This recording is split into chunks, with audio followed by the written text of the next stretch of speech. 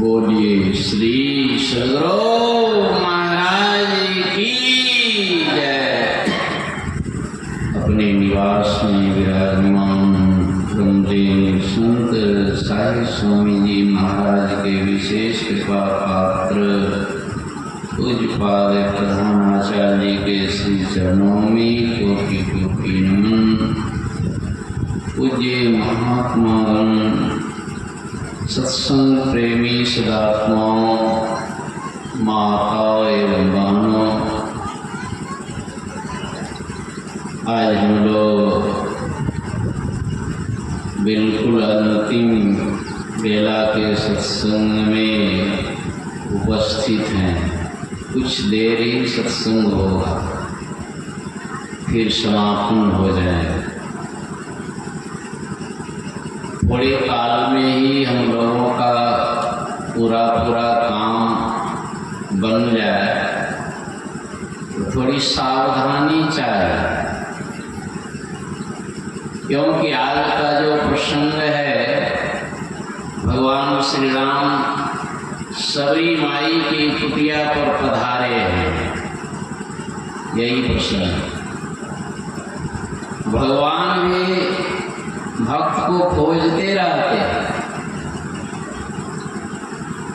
और चले थे सीता की खोज के लिए। सबरी ऐसी परम भक्ति उनको मिल गई।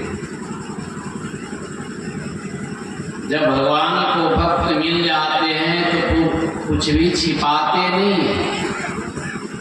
इसका मतलब है जो भगवान के भक्त नहीं है उनसे भगवान छिपा करके रखते हैं नहीं। सबरी जो है परम भक्तिन है। आज राम जी कहते हैं, नवे भाव भगति कहूँ कोई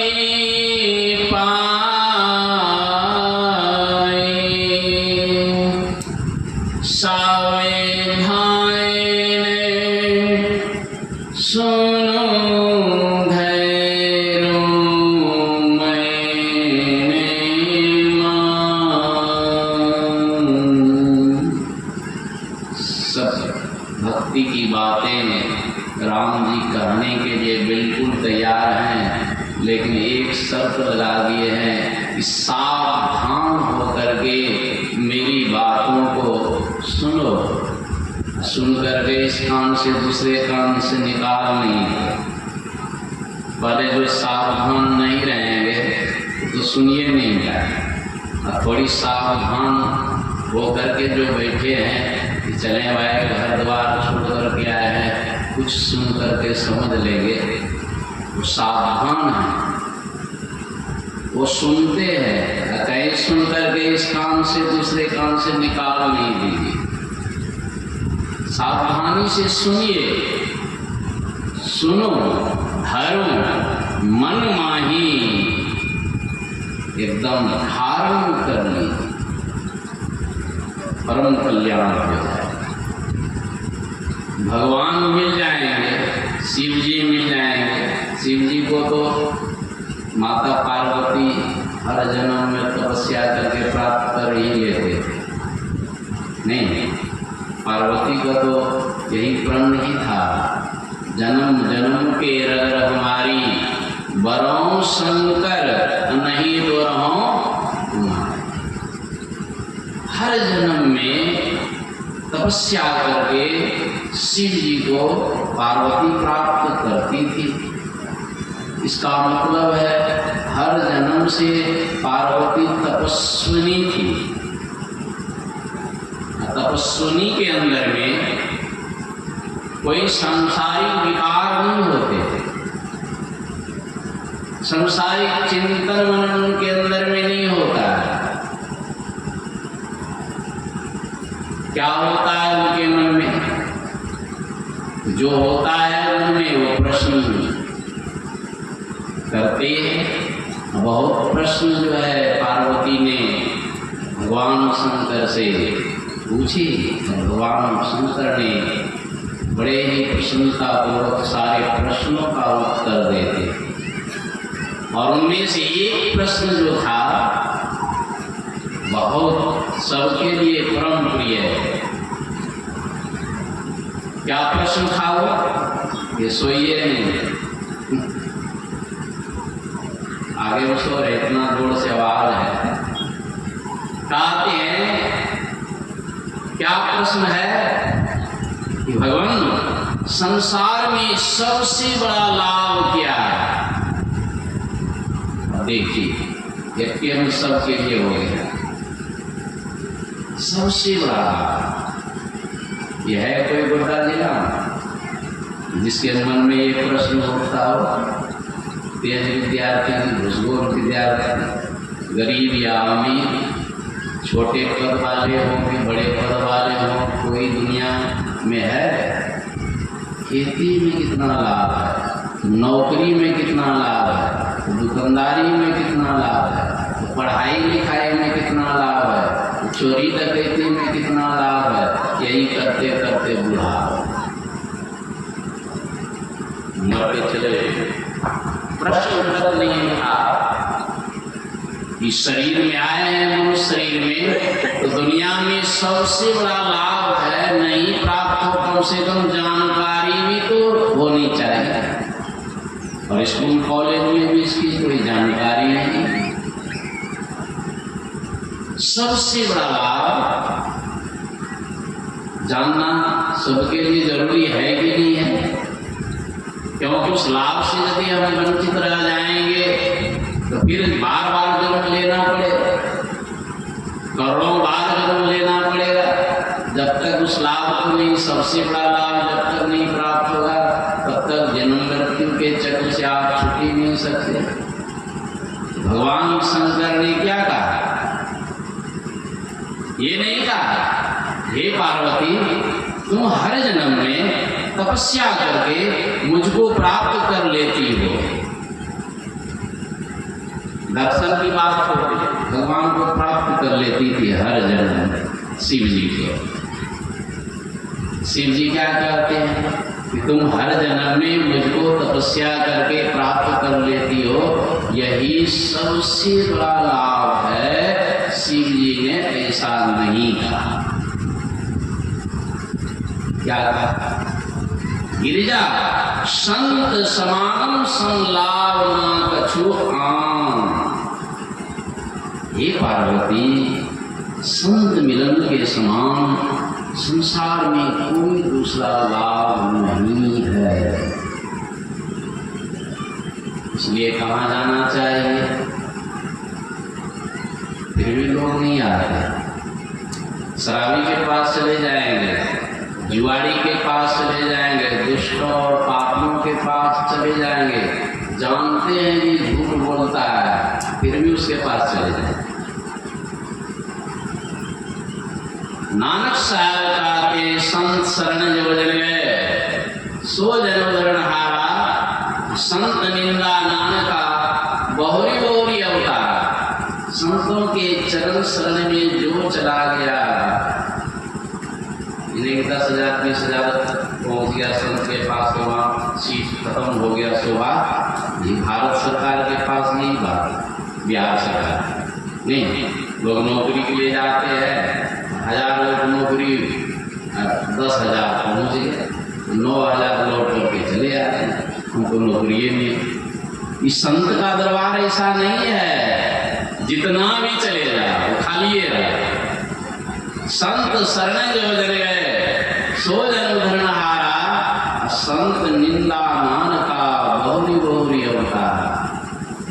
वही हाल है दुनिया के लोग, संत के शरण पे जाते नहीं है, बल्कि दूर से अलगे से रह करके मांस मछली अंडा शराब भी खाते हैं और संतों की निंदा भी करते हैं। तो बहुरी बहुरी अवतारा, उनको बारंबार जन्म मृत्यु के दुख में पड़े रहना पड़ेगा और बार बार मनुष्य शरीर कहाँ से मिलेगा। तुलसीदास जी ने तो लिखा रामचरितमानस में, गुरु हरि निंदक दादुर होई, जन्म सहस्त्र तन पावे सोई। जो मनुष्य शरीर पा करके गुरु की परमात्मा की निंदा करते हैं अपनी जिह्वा से, फिसल गए, मरने के बाद वो मेढक बनते हैं। हजारों जन्मों तक मेढक में ही मर करके टर टर टर टर मनुष्य शरीर मिला है। अपनी जीवा को यदि संभाल करके नहीं रखा तो थोड़ी सी फिसलन होने से हजारों जन्म मेढक जमीनी में टर टर टर टर टर। बड़ा भारी कष्ट होता है मेढक को, अभी बड़ी गर्मी है। कहाँ है मेढक? सब बायोलॉजी के विद्यार्थी सब जानते हैं, सब मेढक जमीन के अंदर 1.5-2 फीट अंदर घुसा था। कुछ बारिश होती सुनी थी कुछ दिन पहले, हम लोग कहीं पर थे, देखे पीला पीला मेढक निकल गया।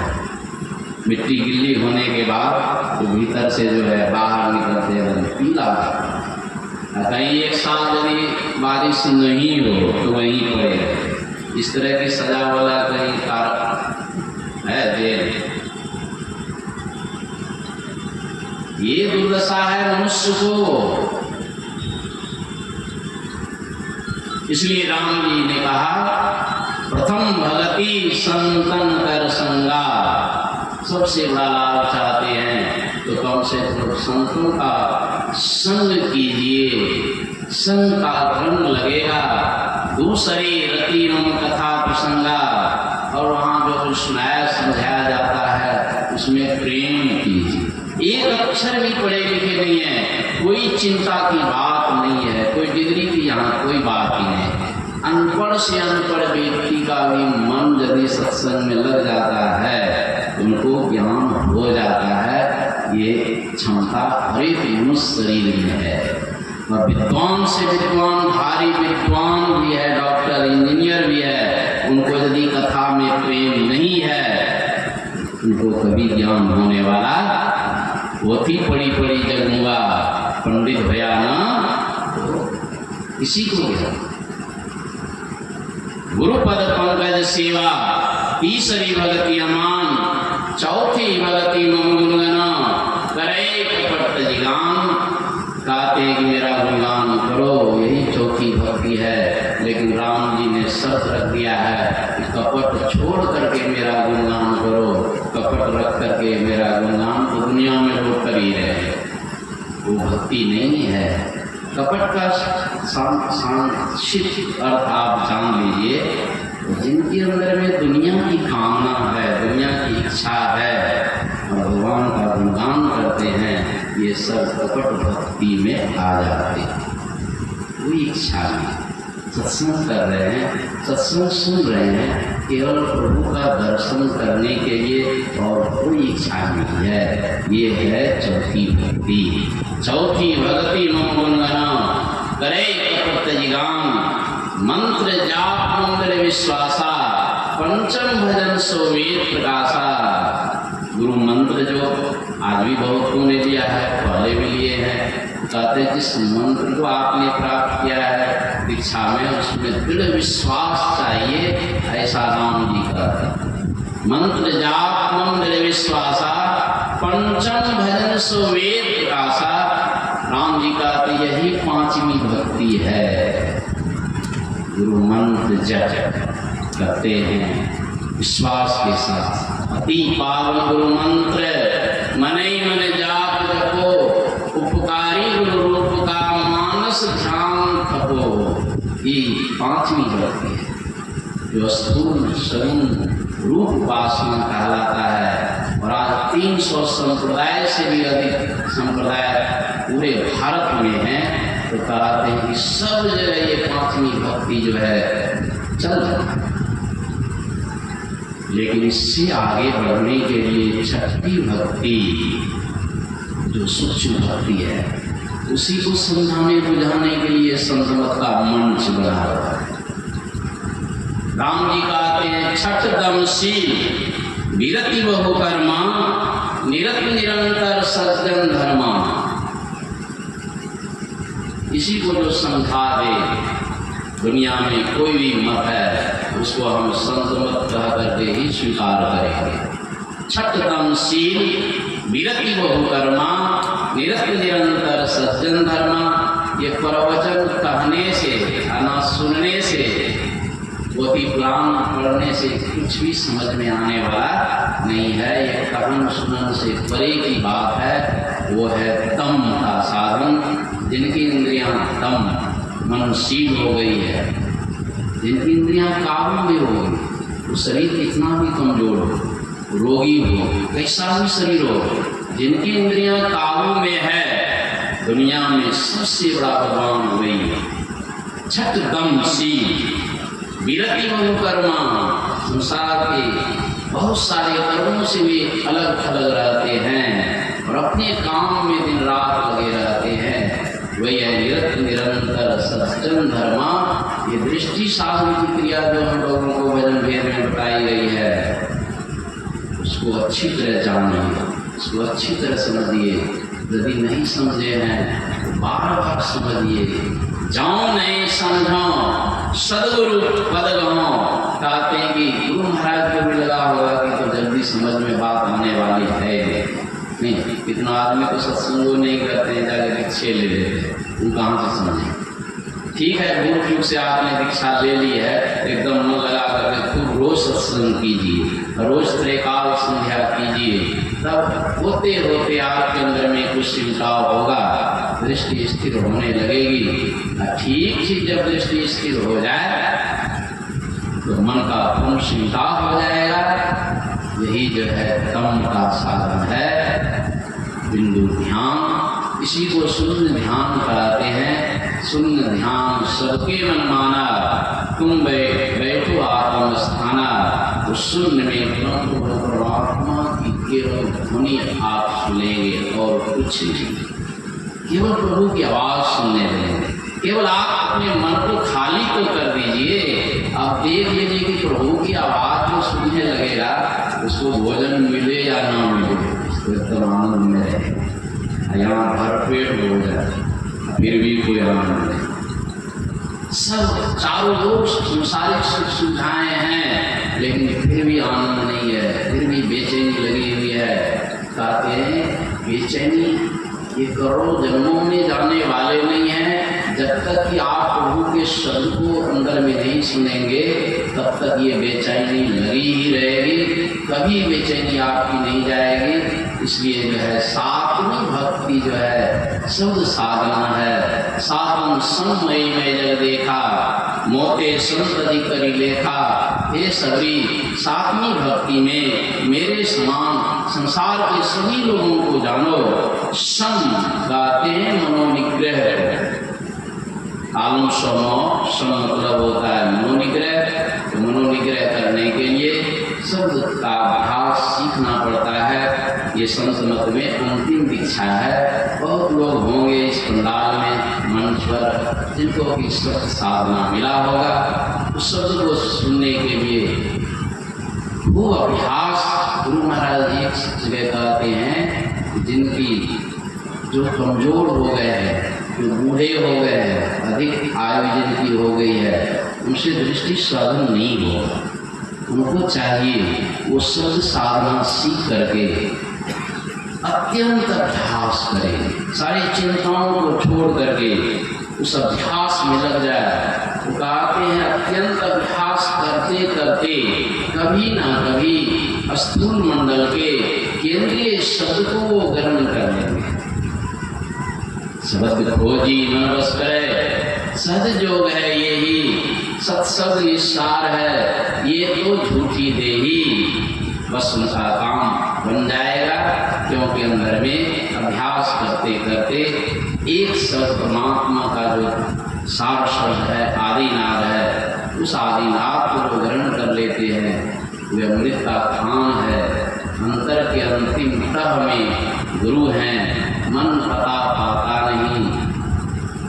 बोलिए श्री सद्गुरु महाराज की जय।